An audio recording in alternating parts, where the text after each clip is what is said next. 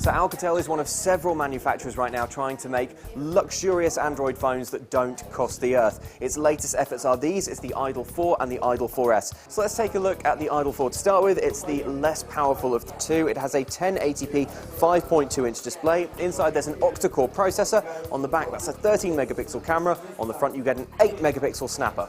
It's running Android M and it's backed up by 2 gigabytes of RAM.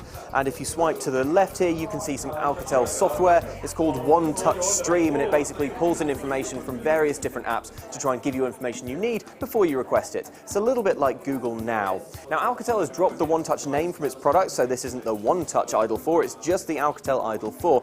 But I'm told that it will still be keeping that One Touch moniker for its software. So that's the 4, now there's also the 4S. Now this one is a little bit of an upgrade in several respects.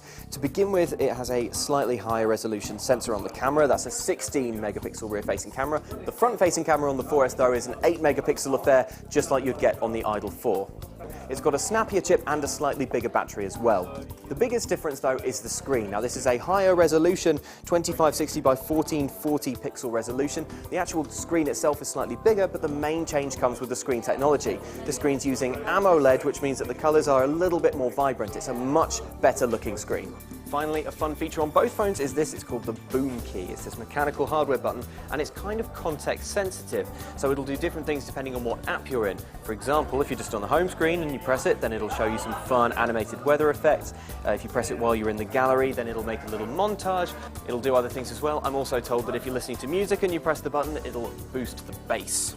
These phones are going to be available starting in Europe from the summer. For much more, check out cnet.com/MWC.